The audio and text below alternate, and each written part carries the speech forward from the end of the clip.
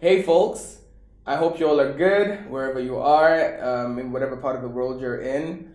I'm here with Ben Owden, the author of the upcoming book In the Process. Ben Owden, Yeah, how are you man. doing, man? I'm great, man. It's great to sit down and thank you for, making your time, I think, and just having this conversation. I'm very grateful for this. So, but yeah, I'm good, man. How you doing? I'm doing good, hey. I think for me, it's an honor to be here with you as you are about to launch your first book ever, man. And I think this is just for the people out there. We know each other. Yes, we do. We're gonna have to pretend as if we don't know each other for this interview. So just bear with us. Okay? Let's keep it moving. Well, yeah, as Ben said, we know each other, and we have quite a deep relationship. Yeah, that And would so for be. me, this is such an exciting moment, to just see you in your element and to see you achieving something that you've been working so hard for the longest of time. But before we dive into the book and the whole process and whatnot, can you please just start by telling us who is Ben Owden?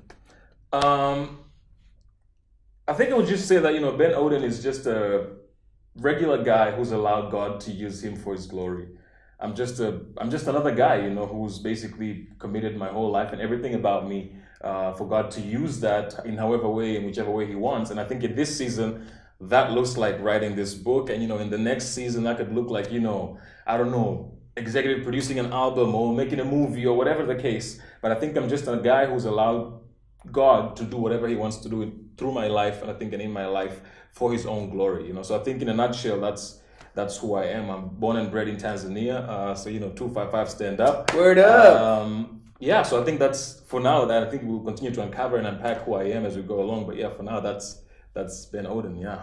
Fantastic. I think for me, it's so powerful to see a person like you, allowing yourself to be used as a vessel by God to be able to write something like this. For those of you who don't know, I had the privilege, of course, of getting an early copy of the book and to be able to read the book. And all I can tell you is that it is wealth of wisdom. In short, it is gold. And so, Ben, how did the process of this book come about? When did you start and how did you go about it? I think it's one of those things where I think God just used different situation and different people and different conversation to really give me that inception for this book. Because I think one of the things I remember just through different conversations where, like, okay, there are all these people out there, motivational speakers, pastors, preachers, different people, everybody talking about the dream, the destiny, going for that thing. But then, and it's exciting when you hear that from people, it's exciting when you watch that video on YouTube and it just tells you, go out there, and go get your own and, go for that dream. But then what happens the next day? So there was this unspoken frustration, I think, among people and even with myself, where I'm like, okay, you got me excited, but then what happens the next day, And I think that's how it started, and just God started giving me this burden over that, like just questions like, what happens the next day? What happens between the dream and, it being manifested? What happens in between? And so, in all that, praying and just reading the word and like really having that burden, I started off with the podcast. I did like a 2-part podcast talking about the process, and then that was done. And I'm like, what, it's off my back. I don't have this burden anymore. I'm done. I move on with my life. But it never left me. It kept coming back. And I was like, God, why are you doing this? And then, God just, started speaking to me like, just lay it all out in a book, and I think that's how it started. And it was just like getting rid of this burden and just, playing my part, Right. in the solution rather than just sitting back and, allowing the frustration to get the best of me. So it was just like, what? There's this gap, there's this space that, most people don't know, even I don't know. And just, God gave me this burden and I just, allowed Him to say what He wanted to say. So it was just like a day by day thing. But I think that's how it started. It was this unspoken frustration that I encountered in different conversations, even with myself, in regards to, what happens between the dream, this big idea, and it happening. Right. What happens in between. Everybody's talking about this. Everybody's showing you when they're winning, when they get to the end, but nobody tells you anything about here. I mean, at least a few people talk about it. I'm not saying that, nobody's saying about it. There's books, that have been written about this or sermons and things, but I think there's a lot more conversation happening with the beginning and the end, and there's little conversation happening in between, and I just wanted to add to the conversation of what happens in between. So that's how the book came about, basically. Right. You know, but truth is, you and I both know that the task of writing a book is a scary task. It is. You know, I don't know personally if I have the courage to be able to do what you're doing right now, you know, because it's a very scary thought in terms of like, how do you even start? You know, where do you even begin? And just like the entire process can seem like a very daunting process. Yeah. So can you tell us how that experience was for you, the experience to write your first book? How was that for you?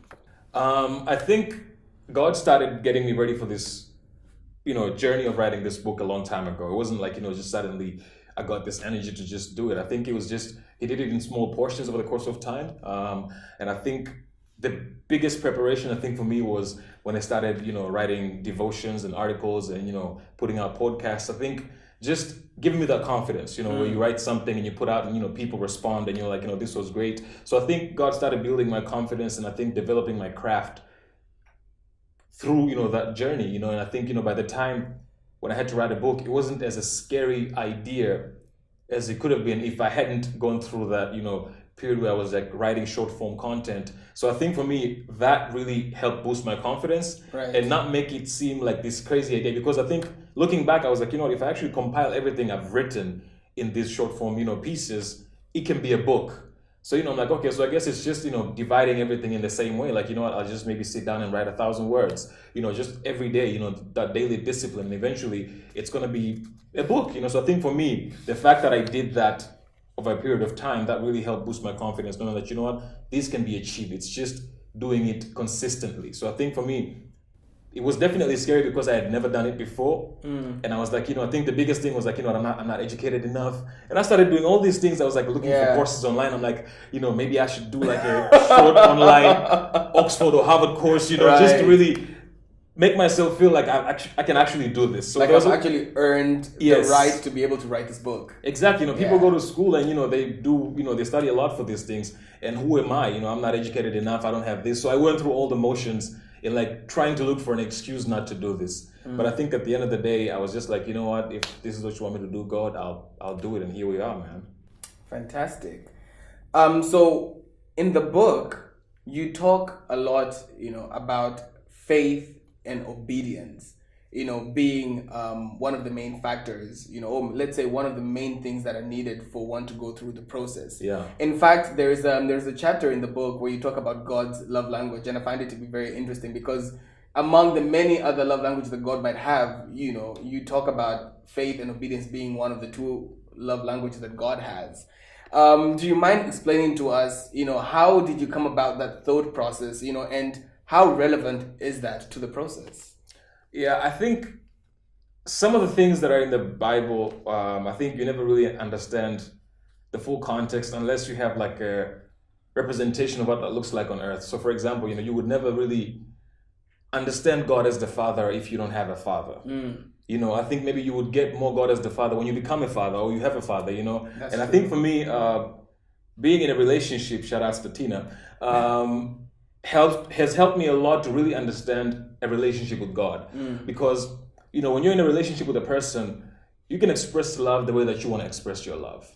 You know, maybe for you, it could be like, you know, physical touch and you're constantly, you know, doing that, you know, or maybe it's gifts and you're constantly buying gifts for the person, but then that doesn't have the effect on the person because that's not how they want to receive the love, you know. So I think in the same way, understanding that with a human being, I think when it came to my relationship with God, you know, reading the Bible where Jesus constantly says, you know, if you love me, do what I say. If you love me, do this. Like, that's how he wants to receive his love. For him, that's how he receives the love. So I think for me, being in a relationship and seeing that, okay, so sometimes maybe for you, you know, you want to express your love to God by, you know, singing worship songs and doing all those other things. And those things are great, but I think God has a very particular way of how he understands love and, you know, how he wants to receive love. And that's through obedience. You know, if you read the New Testament, it says that over and over and over again. So I think for me, and knowing that God honors relationship and God really appreciates the relational aspect of, you know, our interactions with him. And that being grounded in obedience has really helped me even, you know, in this whole process, understand like what God wants the process to look like. And, you know, so for me, obedience, I think it's a pretty big deal to God. It's got nothing to do with, God being this dictator who tells you to do stuff and you have to do it, but it's how he receives love. So, if you claim to love God, then that's how he wants to receive the love, through you obeying what he has to say. So I think for me, understanding that has really helped me be a lot more joyful in my obedience. Because I think sometimes, there's a tendency to just do things because God says so, but you're doing it with resentment, or with bitterness, and you're not necessarily happy about it. But I think realizing that when I do what God says, it makes him happy. He feels loved, So I think for me, that has made it more exciting for me to obey God. And even when it's hard, knowing that, this makes him happy. In the same way, when you're in a relationship with a person, even if something is out of your element, you go that, extra mile to do it because it makes the other person happy, and it's what pleases them. So I think the same thing for me, that's has really helped revolutionize my idea of obedience. I'm not saying that, that's the only reason. Of course, God is holy, so he can't tolerate sin and all those other things. But I think talking about that side of things alone without bringing the relational aspect of it is what has plagued people to really hate obedience and, basically put obedience and legalism together. But I think, we can't just focus on one part of the conversation, ignoring the other part of the conversation. So I think, for me, I knew this side of things that, God is holy. He doesn't want all these other things, he wants these things. I knew that part of the conversation, but I never understood the relational aspect of it, So I think for me, getting that revelation has really helped revolutionize this idea of obedience that I had. And I think it's made things a lot more easier. They're not completely easy, but I think, it has helped really ease the process. And, the times when you really want to rebel, the times when you really want to have things your way, it has really eased, those moments, to really, for me to just surrender and say, I will do what you want me to do, God. Right. Now, of course, when we talk of the process, because I'm sure by now people have heard this term, in the process and whatnot. What are we talking about exactly in reference to the book? Because you've talked about this, throughout the entire book, but I would like for the people to get to understand what is in the process as a book in a nutshell. What does this book cover, and what does it intend to address? That's an interesting question, because a friend of mine saw, I think, the book on Instagram, and when we ran into each other, she was like, "Did I tell you this story?" And then she started telling me this story, and the story is that her brother and his fiancee were, I think they were somewhere in town, and they were staying in the same hotel. Mm-hmm. But how here in our country laws that don't allow people to be in the same hotel, in the same room, unless you're married. Yeah. Your husband and wife, you have to present the certificate of marriage. So when the police ran up on them and they were like, "What are you guys doing?" And then his response was, "We're in the process." So I think when you say "in the process," people have different ideas of what that is. So I think what I talk about in this book is not necessarily the process to get married, the process to, go through grief or any of those things. The process I'm addressing in this book is basically what happens between the dream, the big idea, the purpose, the calling, and the day you say, I've done it all.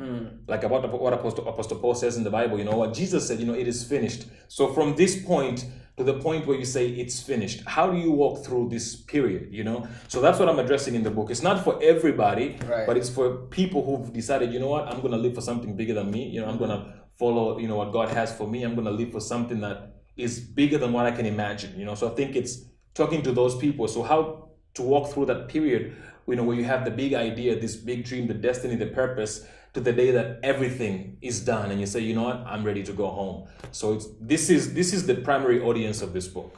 Now you've talked about this this process, right? That one has to go through from when an idea is incepted, in them, whether it's a dream or whatever it is that God is asking them to do or God is calling them to do, to when it actually happens or when they actually fulfill it, right? But then there's this time space in between, which is what you call in the process in this book.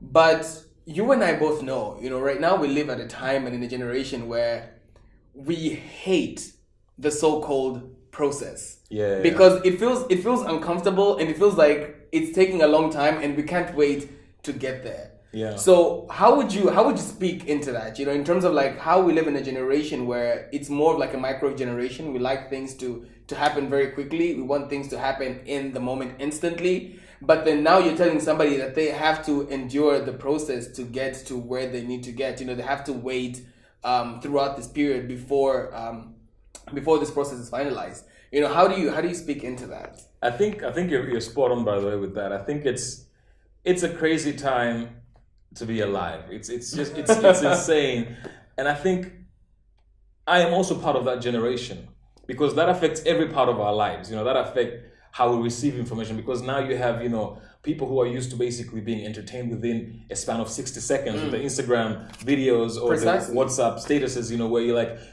in 30 seconds, I'm entertained, Exactly. So our attention span has become very, people don't even read books anymore, I'm pretty sure some people would read a chapter or two and put it on the side, So I think it's a crazy time because we want to get to the finish line so quickly. We want to be satisfied and stimulated so quickly, So I think, and that's why I think if you've read the book, that's why in the book I spent quite a lot of time trying to really talk about faith and obedience and what that looks like.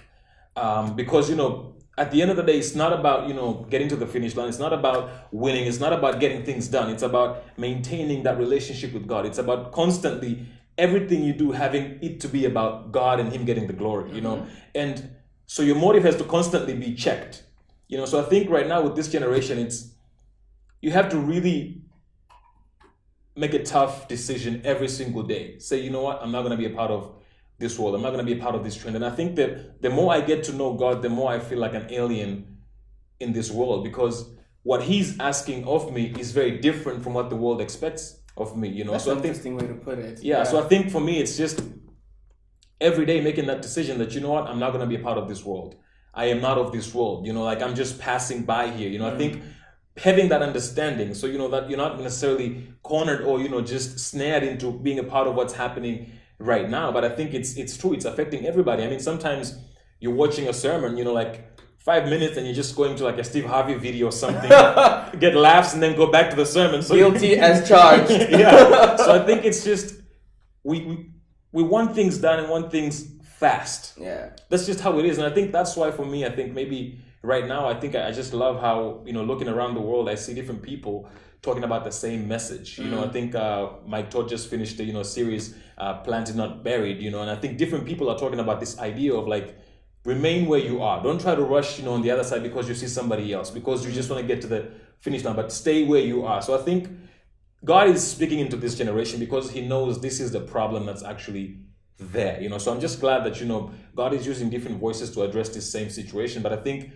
it's a big issue, and it's affecting every part of our lives. It's affecting how we approach relationships. It's affecting how we approach work. It's it's affecting every single aspect of our lives. We just want to get there without even thinking about, how's it going to look like when I'm there? Yeah. Which part of my life is it going to affect? People are just rushing into everything. People are rushing to get married, to have kids, to, build a house, all these other things without actually thinking through all these things, and allowing God to pace, how you get there. So I think it's a real problem, but I think for me, what has helped me personally is just having that consciousness that, this is not home. And, home doesn't think like this. That's good. God, with that scripture, Jesus, let your will be done in heaven as it is on earth. Yeah. Heaven doesn't operate like that. It doesn't think like that, So I think having that constant consciousness that, this is not home, and I'm not supposed to think like how people think in this world, and being okay, with looking and feeling like an alien in this planet. I think that's the challenge, being alienated, I think that's the biggest challenge, feeling like, I'm actually detaching from this world, because then you feel like just you're on the outside looking in. I think that's the challenge, being okay with that. You say, I'm okay with not being a part of what's happening. I'm okay with thinking differently. I'm okay with not being a part of what's happening in this world, even if that looks uncool or, whatever. I think it's getting to that space where you're okay with that and knowing that these are two different things. Like you can't have, your cake and eat it too. It's one of those things. You can't you can't want to be a part of this world at the same time, retain the integrity of the other world. I think it just, the two can't coexist. So I think it's being okay with, being detached from what's happening in the world. Right. Now there's something interesting that you said there, that we live in a generation where people love being entertained, and we tend to gravitate more towards entertainment. And so you find that even if you were to have a fiction book and a nonfiction book, the fiction book will sell more than a nonfiction. Of course. Now, I know you on a personal level. And one thing that is apparent about you is that you're a very gifted writer and a very gifted communicator. So I know for sure, had you wanted to write a fictional book, you could have written it and you would have been excellent at it. So why choose to write a nonfiction book and not a fiction book, knowing very well that a fiction would probably have sold more than a nonfiction? That's actually very interesting because, as you said, I'm a lot more comfortable telling stories. Because I think I started off writing short stories, and I went into screenwriting, writing scripts for movies and TV shows. That's I would say that's the space that I am very confident in myself, doing that, telling stories and, creating these characters and these worlds and just, diving into that world. I think that's my basically comfortable zone, But then at the end of the day, I think even going into this, I never thought that I would write nonfiction books. I always thought, if I'm going to write books, it's going to be like romance novels or something like that, Right. But then I think, again, it goes back to what we talked about before, obedience, where, I'm like, I have no idea why God wants me to write this book, why are you taking me off course? I feel like I'm leaving something that I'm actually good at and going into this world that I have no idea how I'm going to survive or navigate this world, But, and I wrestle with that idea, God, I think this will be a lot more effective. You have books like The Shark, sold millions of copies and, it's basically reached and impacted so many lives. And it's just a story, so that has proved to be effective. Jesus told so many stories in the Bible, and he's like the greatest storyteller ever, so I think that has proven to work. So why take me from this, and this is my element, into this something that but I think again, in all those conversations, I said, God, I think if this is what you want, then this is what I'll do, so I don't know how to answer that question, because I'm also asking that question from time to time, why? I think this makes a lot more sense than this, but at the end of the day, it's not about what I think makes sense. I definitely think that I will eventually write a fiction book. I definitely believe that, eventually I'll probably make a movie. We'll be looking forward to that. Yeah, I don't know when that is, but I think right now, God has been very clear that, write a book, a non-fiction book about something that I'm going through. You know what I'm saying? Yeah. With, no qualifications whatsoever. So I think right now I've just been put in this really weird space where I've just said, I'll do what you want me to do. I don't know how this is going to tie into that. I don't know how this is going to get me to this. But, it's not about doing things strategically to place you, where you want to go. But I think it's about, surrendering and, submitting to God and allowing him to do what he wants to do in the time that he wants, things done. So I think for me, I'm just like, I'll do what you want me to do. I don't know how this is going to tie into that. But, if I'm to be honest, I definitely think, a story would be a lot more effective. But again, I don't know why God thought, this is a lot more effective. Yeah. But I think, if he allowed this to happen, and I think, he's got a bigger plan than what we can actually think and imagine. So, looking forward to see where this is going to go, man. Man, I salute you for your obedience, honestly, because I think, there are moments like those, when definitely that if I was to do something else, I would probably make more money, or I would make more headway as opposed to doing this, this other thing that God is asking me to do. But it's one thing to know that and to do it. I mean, it was one thing to know that and to not do it, but it's a completely different thing to know that and to do it. You know what I mean? Yeah. Like the fact that God told you to write a non-fiction book, and you know very well that had you written a fiction book, probably would have sold more than it, but you chose to obey and do what he called you to do, man. For me, that's something that is deserving of all respect, because it's not easy. And I think, speaking of that, I think at the same time, what I've also learned, I think, in this, living this and doing this is also, like what you're saying, there's a lot more assurance in doing this, because, this is going to work. Right. I'm not so sure about this, I mean, just look at the factors, First of all, we're in Tanzania, where people don't necessarily read.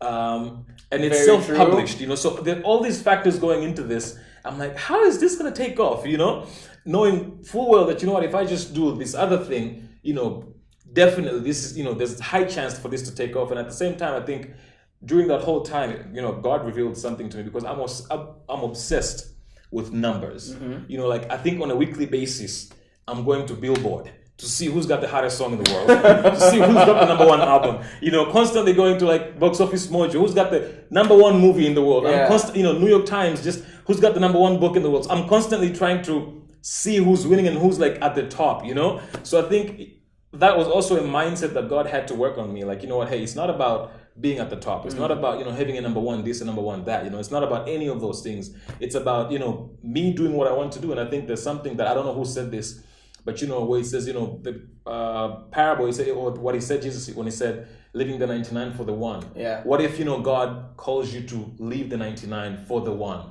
You know, you could write something that could reach 99 people, but then he wants you to write something that can reach that one person, you know? So what if he calls you to do that? And what if that's the story? So I think all these are things that we speculate and think, but we would never know some of these things, you know? And I think it goes back to, again, obedience, you know? Like, we can stay here all day and try to think, what if this, what if that? But then you never really get to know. And it's a frustrating thought process to have, because you never really know what's the answer, why this, why that, you know? And, you know, back to obedience and faith, say, you know what? I'll do what you want me to do, you know, even if sometimes I don't feel like it, but I'll just do it, you know? Interesting stuff, man. So in this process, as you're writing this book, were there any other authors that maybe inspired you in terms of like their writing style, or, just even in how they approached, their books when they wrote their books? Any other authors who inspired you? Honestly, I think a lot of my inspiration when it comes to communication, I think most of it comes from like music or film, not necessarily authors. I think, I've read different books and different authors, but I wouldn't say that, like there's one author or whatever. But I think for me, it's more like trying to look at different mediums of storytelling and communication. So, I'm constantly watching the stand-up comedians, how do they, grab an audience? So, a musician, how do you grip somebody to listen to an entire album? How, preachers and pastors. I think just looking through every single thing, whatever inspiration I can get, to really, but I think music and film has been the one thing that really has inspired me to communicate, or even in this writing the book, because I'm trying to look at it from a film point of view. So if this was to be a movie, what's the beginning, what's the middle, what's the end? How would you film this? Which angle would you start? What shot would you take? So I think for me, I just looked at it from a film point of view. If this were to be a film, am I actually showing a close up and then going into a wider frame? So does that make sense though?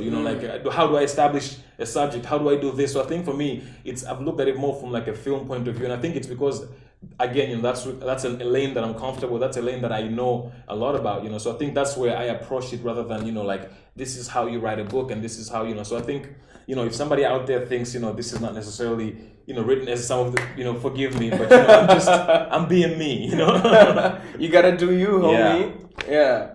All right. That's very interesting. Because that's not where I would expect you to get your inspiration from, from music or from film. But I guess, to each his own. And I guess for you, that works best, because that's how you're wired, and I think that's just it's a very interesting angle, to come from. Now, one thing that I know about many authors as they're writing different books, be it fiction or nonfiction, is that somewhere along the way, they tend to encounter a writer's block. Yeah. Now, I want to know, in your process in writing this book, did you ever encounter a writer's block? And if you did, how were you able to overcome the writer's block? I don't think anybody could avoid that. I think even Stephen King has writer's block. I think everybody, who wants to write something or, make something, I think you go through that period. And I certainly had my share of it, And I think, how did I get over it? I think before that, there's this video I watched on YouTube where this guy talks about how the, habit of setting goals doesn't necessarily work, but, you have to create a system. So instead of saying, I will write 1,000 words, say I will sit for 2 hours and write, even if that's 2 words, so I think that's what I did. I said, I will show up, I will open the computer and I will sit there. What if something comes, something doesn't come, that's okay. And there are days where, stuff comes, and then there are days where you delete the stuff that you wrote yesterday, and then there are days nothing shows up. But I think just creating that habit of constantly showing up and being okay with, having nothing to say, having nothing to write down. I think so for me, I realized that, having systems works a lot more than having goals, because when you have goals and then, nothing comes, then you're frustrated, and then it becomes this downward spiral that you go into, and then the writer's block become, a lot more prolonged rather than, so I think for me, just having systems and saying, what, I'll show up. If something doesn't come, that's okay. If something comes, that's great, you know? So I think that's what helped me to basically finish this book. Just saying, you know what? I'll show up. If it comes, that's great. If it doesn't come, that's also okay. Yeah. So basically, it's about being faithful. Yeah. You know, just showing up and being willing, you know, to just be there at that appointed time, you know, where you've decided that you're going to be writing, and, you know, what happens, happens. Absolutely. So it comes down to just the faithfulness. Absolutely. Fantastic stuff. So what is the main thing? Let's say if there was only one thing that you'd want someone to get out of this book, what is the main thing that you'd want your readers to take away from in the process? The one main thing that you would like your readers to take away from in the process? That God is always right. I think that's the one thing. God is always right, and God is always good. Even when you think He is not. Mm-hmm. Even when you think that, you know what, I think this is the best way. Yeah. You know, what He wants is great. And I think I've struggled a lot with that, you know, where you have these conflicting ideas, where you have the expectations people have of you and the wisdom people, you know, put out, like, you know, I think this is what you should be doing. I think this is what you should, you know, what you should focus on. And then you have God saying something that makes absolutely zero sense. So I think for me, I just learned that, you know what, trying to do what makes sense for me or for other people isn't necessarily what's best, you know, for my life and for what God wants to do through me. So I think at the end of the day, just realizing that God is always right and God is always good. You know, that, you know, He doesn't have these malicious, you know, intents, you know, intentions for you. I think He always wants what's best for you. And sometimes, you know, you have to go through a painful, you know, embarrassing at times, you know, phase for you to get there, you know. And I think sometimes we just want to, you know, take, you know, cut corners and just, you know, do things our own way, just to escape the embarrassment, to escape, you know, the humiliation, or at least what we think is humiliation, you know, or the pain, all these things, you know. But I think knowing that God is always right and God is always good that's the one thing that I want people to take out of this book, that, you know what, our processes look different. If you read the Bible, it looks different with every individual. So I think sometimes trying to look for a reference, you know, that's a trap, because you'll never find a reference, because somebody else's story is different from yours, you know. So I think sometimes that's what we try to do. We try to look for references that, you know what, okay, that person, you know, God called that person into ministry, and then they gave up everything and they went, and then God, you know, that's their story. That's not your story. You know, maybe God wants you to have your job and do this. And then 5 years into that, you know, quit your job and go in here. And then maybe, you know, God wants you to drop everything and go into a new country. It all looks very different. But, you know, I think no matter how different and how diverse these experiences and processes are, I think one thing that remains is that God is always right and God is always good. So, you know, no matter how different your situation looks like, no matter how strange what God is asking of you looks like or feels like, He is always right and He is always good. Man, powerful stuff. You know, that right there, I feel like, you know, it's the crux to everything. You know, I think once we come to terms with the fact that God is always right and God is always good, then we'll be able to endure whatever comes our way. You know, and I think for me, you've summarized it very well, because that's what I took from this book in the process. You know, and what encouraged me as well, even just in my own life and in my own journey, that, you know what, as long as I'm in the process, and sometimes the process may look so weird, even look strange, it may be hard, you know, there may be a lot of issues to deal with in the process, but how I'm going to come out on the other side, I'm going to come out a better person, because God is right and God is always good, as you just stated, man. And I can't wait for the world to get their hands on this, I can't wait because too, it's gonna change the world. Now, Ben, if there was one last thing that you'd like to tell the world out there, what would that be? I think one thing that I would say, I don't know if it's one thing, but I think it's definitely a couple of things that I would like to say. But I think one thing, you know, if I had to summarize it all, I'd say just be you, man. I think that's the one thing that most of us are afraid of in this generation, in this time, because we have all these projections of expectations with social media and everything else that's happening out there, and we are so afraid of being ourselves, you know. And I think that's just the one thing that I would tell people, because I think when the day you choose to embrace you, that's the day that God can truly use you the way that He wants to use you. You know, you will never experience the fullest extent of how much and what God can do through your life if you're not fully yourself, if you're not embracing your entire element. So I think the one thing that I would tell people, just be you and be okay with being you, because I think that's the challenge, you know, when you're like, I think that's better. I think that's, I think the minute you embrace who you are, I think a lot of things just go out of the way, the jealousy and all these other things, and just sometimes even just depression, so I think sometimes, even because sometimes it's like, you have all these, you think I should be this, I should be that, I should be there, I should be this, but then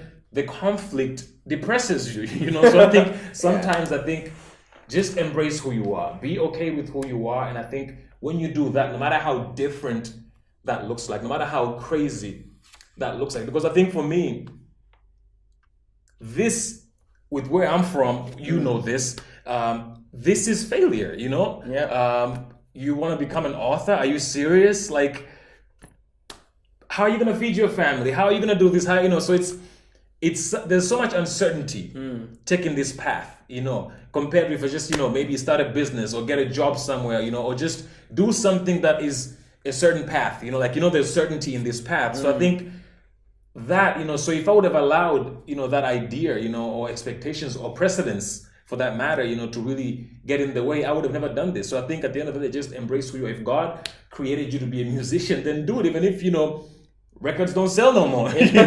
Just embrace who you are, and just, allow God to use who you are, because He is a good God, again, and He's always right, so He would never set you up. He won't set you up and say, you know what, so I'm giving you this so you could fail. That's not the kind of God that we serve. So I think, just embrace who you are and, be okay with who you are and allow the world to see that side of you, so whatever that looks like for you, no matter how crazy, unpopular or insane that looks like, I think just let it out there, like just let it shine, basically, that's what I'm saying. So whoever that is, whether you're an adult, you're a girl, boy, I don't know who you are, whatever part of the world you're from, I think be you and allow God to use you. Don't ever let nobody or any circumstances or precedents or history or anything get in the way of that. Just be you. And I think when you fully embrace who you are and how God has created you, and you let the world see that side of you, that's when God can truly use you to the fullest extent and the fullest potential that He's given you. I think that would be the one thing that I would like to, for people out there to know, man. Well, I don't think that's one thing, but definitely a lot of things. It's a lot of things, but it's very relevant.